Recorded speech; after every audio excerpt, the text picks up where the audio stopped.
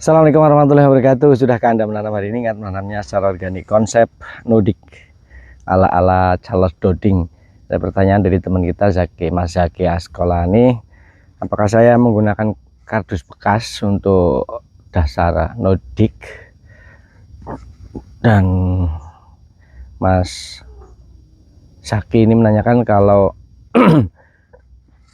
sudah membuat kompos, waktunya 1 bulan, baru jalan 1 bulan ya, persemaian juga, kemudian akan membuat nodik tanah, kasih tutup kardus, kemudian di tanah dikasih tambahan tanah pekarangan yang sudah bertahun-tahun bercampur dengan daun-daun kering, ranting-ranting dan limbah pekarangan, pohon-pohon mati, dan sudah 3 tahun kalau nggak salah, udah bagus. Kemudian atasnya lagi nanti dilapisi dengan kompos. Itu bagus apa tidak? Bagus. Pokoknya dalam menanam secara organik itu apapun tekniknya itu bagus, semuanya bagus, karena waktu yang akan menjawabnya nanti.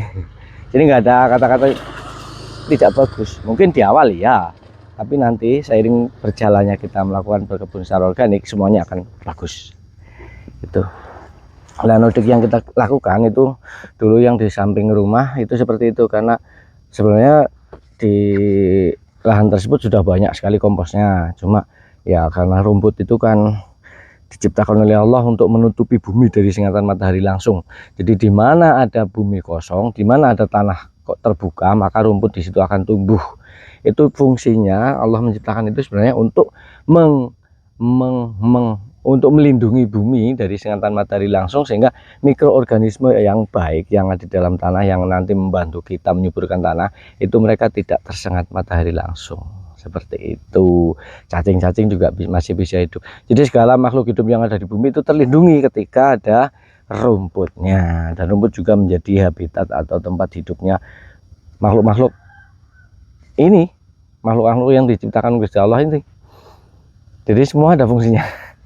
Nah, kenapa rumput seolah-olah menjadi musuh kita ya? Karena kalau kita menanam kemudian banyak rumputnya, otomatis tanaman yang kita rawat, tanaman yang kita tanam itu produksinya jadi berkurang. Oleh karena itu muncullah teknik-teknik pertanian. Seiring perkembangan zaman, seiring perkembangan pengalaman manusia, akhirnya muncul teknik-teknik pertanian. Salah satunya adalah untuk mencegah invasi rumput terhadap tanaman budidaya.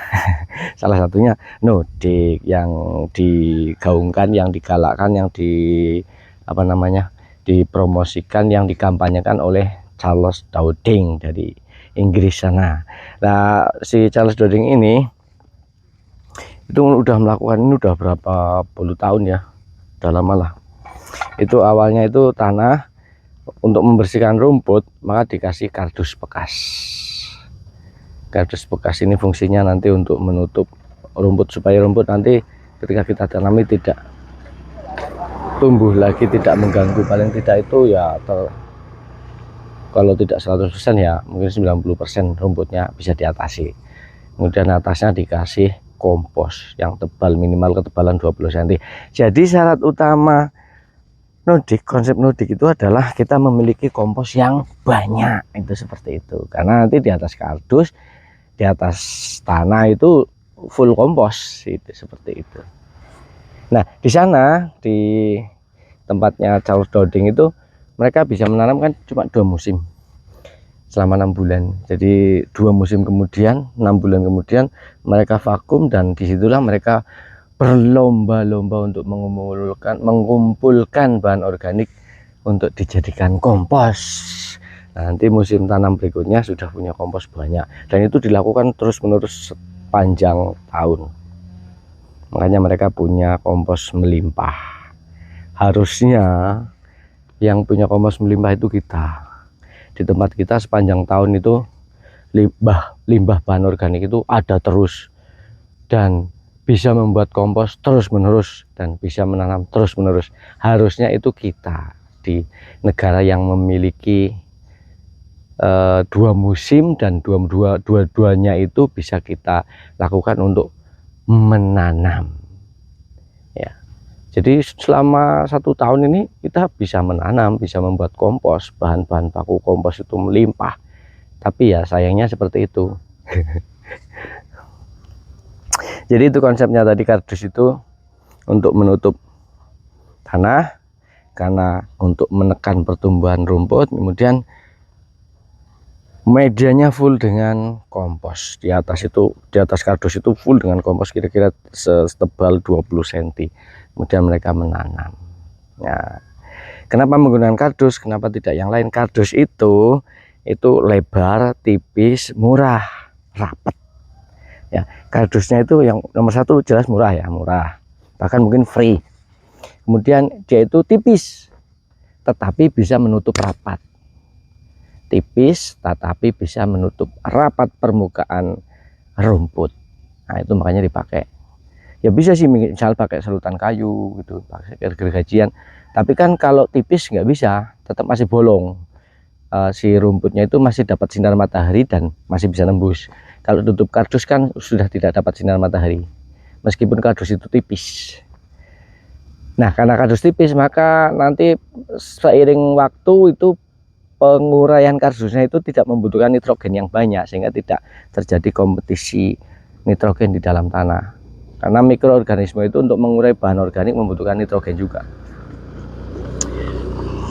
Kemudian kalau kita pakai serutan kayu, pakai gergajian, itu harus tebal supaya bisa rapat, supaya rumputnya tidak bisa nembus. Nah, ketika bahan organik mentahnya itu tebal, maka nanti akan terjadi proses penguraian.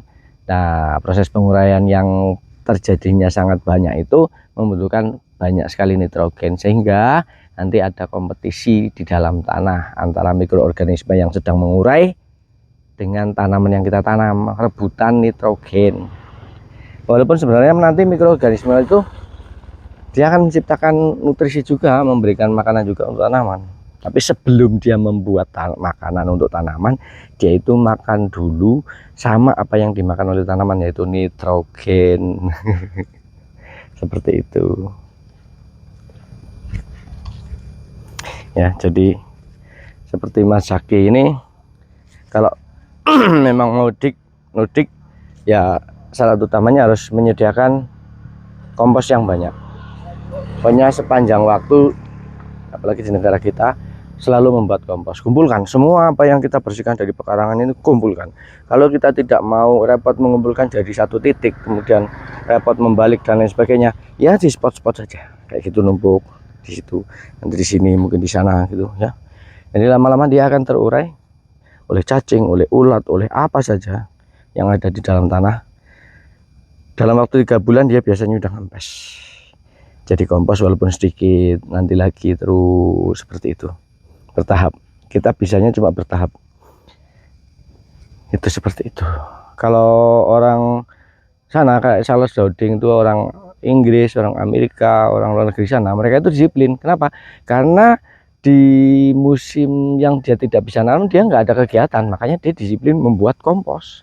Kumpulkan semua bahan-bahan organik untuk membuat kompos, karena dia harus, kalau tidak ya nanti musim tanam berikutnya udah nggak bisa punya kompos gitu.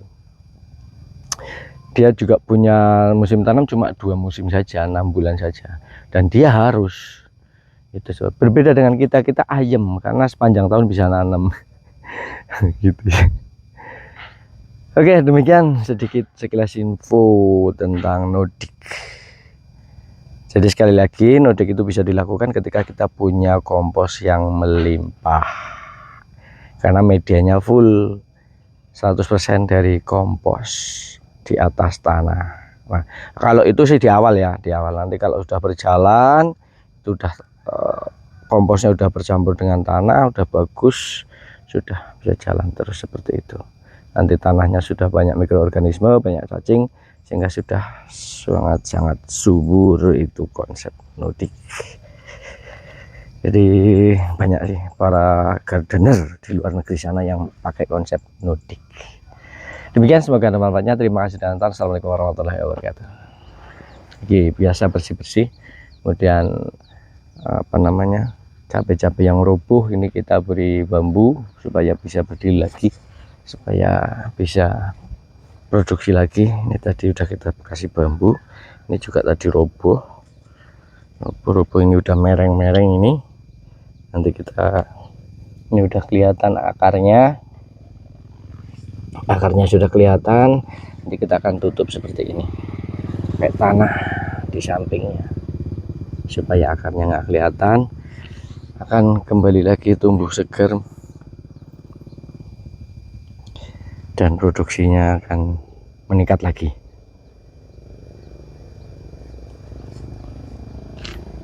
Seperti itu.